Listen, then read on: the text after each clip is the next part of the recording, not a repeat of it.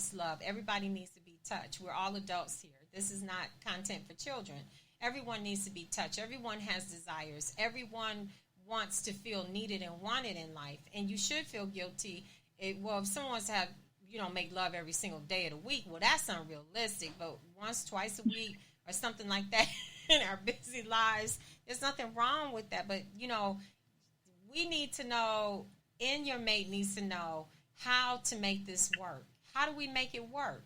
Well, we make it work by the husband, the other wife, the other husband, helping with the kids, helping get everything done. This is date night. Make it a special night. Make it anticipated. Make it a night where, boy, we're going to have some fun tonight. I bet you he'll be or she'll be or they'll be doing just as much to get the house settled as you, or then more, because they want what they want. You know what I'm saying? Yep. So make it about the two of you, not just about the one of you. You know what you want? How you going to get it? Let's get it. And tease them all day long. It's a good thing. There's nothing wrong with that. And so, life... Anticipation never hurt anybody. I know ain't that right, Heather? So, no, that never hurt anyone. So what we're saying is that changes in life don't have to be just so boring and so bogged down. It's okay to say, I need help. It's okay to say, I'm not the superwoman. It's okay to say, I'm not the superman. But the most important thing is for you to acknowledge that, hey, look, I need some help. I need this. To acknowledge what you need out of life and what's going to make you happy so you can make everybody else happy. Even if you are the man or the woman, or the man and the man, or the woman and the woman.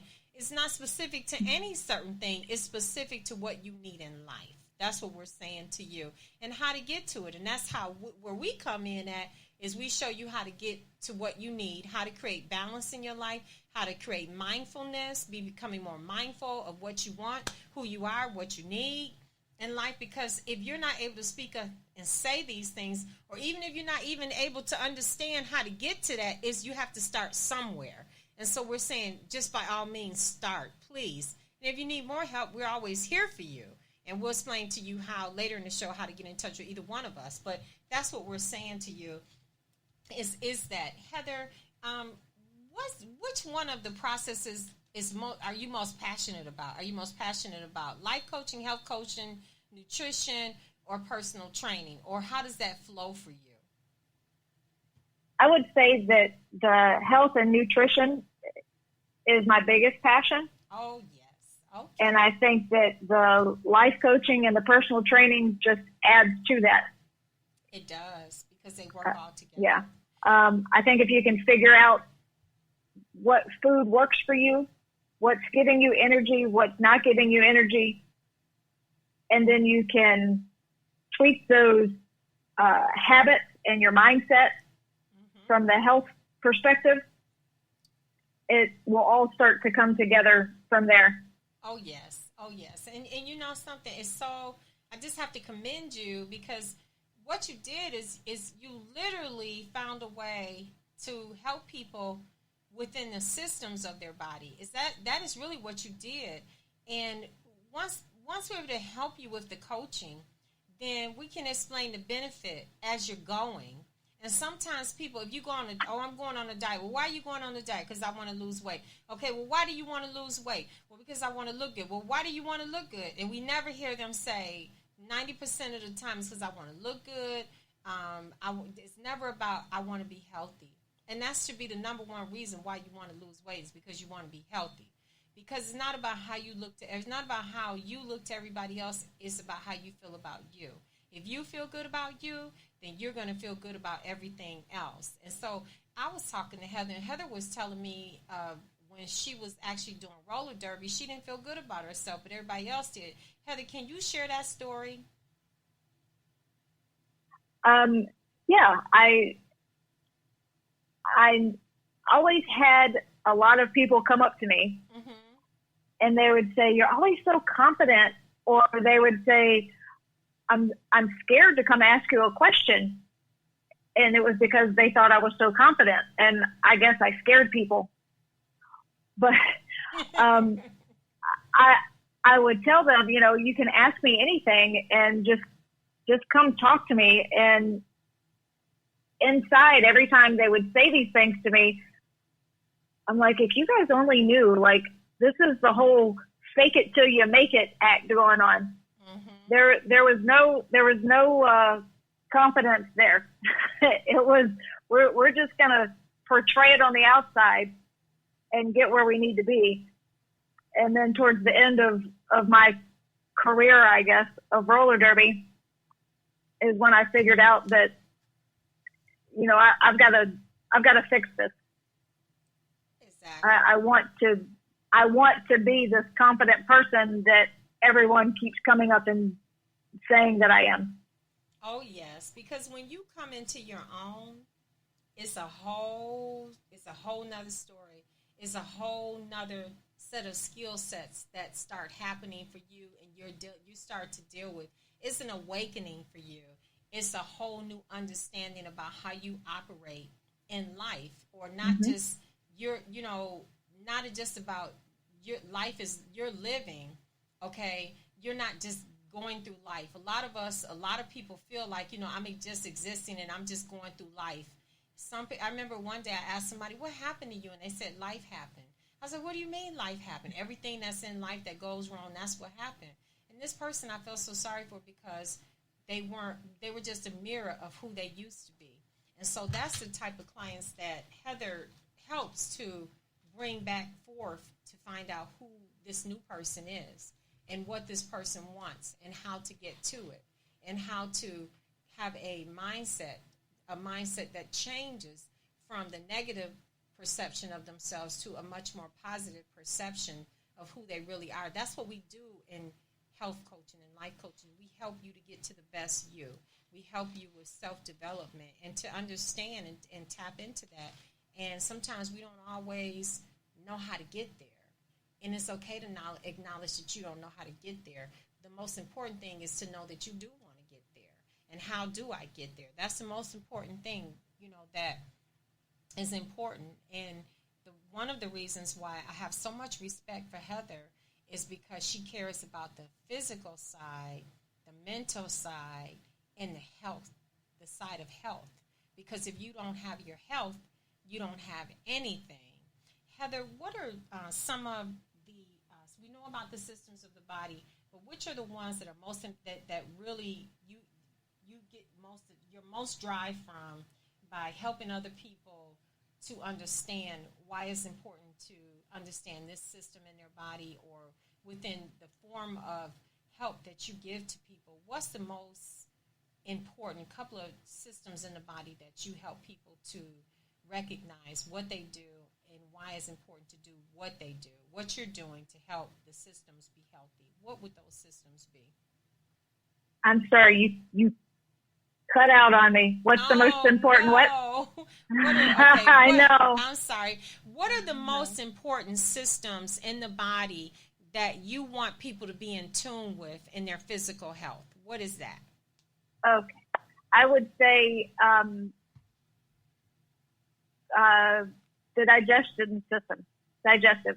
Okay. Yeah. No one really recognizes, I don't think, that digestion starts in your mouth. That's right. Everybody hears digestion and they immediately think their stomach. Mm-hmm. But it all starts when you start thinking about food. And you're cooking that food and you're smelling it and your mouth starts watering. And that's actually the enzymes getting ready to start breaking the food down. That's the first step of digestion.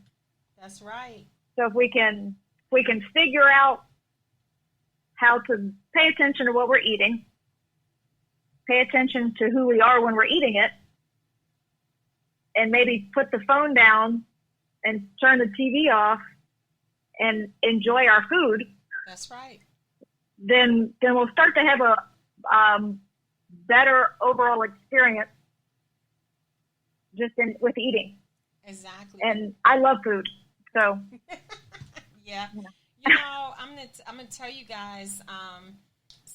Once you learn to master healthy food habits, that's why we tell you don't self-sabotage and say a diet. Once you learn to master healthy eating habits, is never the same. You know what I'm saying? You there's a process that says I've come this far. I'm not willing to go backwards. This doesn't work for me. Or you may say, okay, I'm going to do it today, but I know I can't do this tomorrow and the next day and the next day.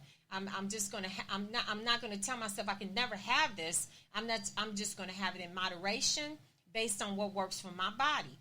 And once we learn, once we teach you how to eat like that, you'll understand something totally different. The things that you used to be able to do, when you start being able to do them again, when you start being able to be more active again, when you start sleeping better at night, when you start having a better attitude, when you start to be, find this new you want to keep it. You don't want to lose that person, and you'll fight to keep it. And that's what we help you to do. We teach you how to fight to stay healthy. Okay, and that's the most at the top of the mind, fighting to stay healthy. I'm going to go over some systems in the body. Heather touched on a few systems in the body. I'm going to go over some very important systems in the body for you to understand. If we break this down, it may get real to you. And that's what we're trying to do. The circulatory system, cardiovascular system, this system is responsible for circulating blood around the heart, your arteries, veins, and oxygens, delivering oxygens and nutrients to organs and cells, and carrying the waste products away, and also keeping the body temperature in a safe range. So when the doctor talks to you about cholesterol, and you just keep on, keeping on, well, you're setting yourself up for heart disease. That's what you're setting yourself up for. So if you're not practicing eating healthy and cutting down on foods that lead to high cholesterol, and then you go in there and you're a 10, and you really need to be around a 5, and you go in there and you're a 10, well, what do you think you're doing to your body? You're killing yourself. Okay? So, say, for instance, the digestive system, and Heather said it starts in the mouth, and it does start in the mouth, okay? And it's a system, this system literally absorbs nutrients and removes waste via the gastrointestinal tract. And this includes, like she said, the mouth, your esophagus, your stomach, intestines, and this eliminates waste away from the body. So what would happen if your body couldn't eliminate waste? Okay, next thing you know, your kidneys going bad, then you're on dialysis. That's a reality. Is that your reality is what you need to tell yourself. Then our endocrine system, it influences the function of the body using hormones. And so a lot of times people wonder, you know what, I'm tripping, I don't know what's wrong with me. 1 minute I'm happy, 1 minute I'm crying. Those are your hormones. A lot of times people say, I'm having all these hot flashes. Those are your hormones. And if you learn to eat right, you won't be having those hormones. Am I right, Heather? Oh, yes. You won't be having those hot flashes. But you're having them all over the place because you're not eating right. And your body's like, oh, yeah, I'm going to fix you. Take this and that and this and that, too. And next thing you know, you're sweating. You're having night sweats. You're hot, mad all the time. So that's part of it. We're going to heat this food up for you. Yeah, we're going to heat you up, but good. So, and then we have our exocrine system, and that's part for your skin, your hair, nails, sweat, and other exocrine glands. And glands are very important to your body. And then we have our immune system and lymphatic system, and that defends the body against pathogens that may harm the body, and part of immunosurveillance for the body. And that's a whole nother something. I'll tell you about that later. Not right now, not today, okay? And we also have our muscular system, and this enables the body to move using muscles. But what do you think would happen if your brain didn't work in order for your body to be able to connect with the brains to move a muscle? Think about that. You got to think about all of these things. So it's not just how one thing everything affects everything. It's not just one thing, it's everything. And we hope that we're saying enough to you to say, hey, look, you know what? I got to get it together. I'm not going to see myself like this. Oh, no. And then we have our renal system and our urinary system. This system where the kidney filters blood to produce urine also to get rid of waste, okay? A lot of times you hear people say, oh, they're going into renal failure. Everything's shutting down. Then we have our nervous system collects, and this system also collects and processes information via the senses, then the nerves, then the brains to tell the muscles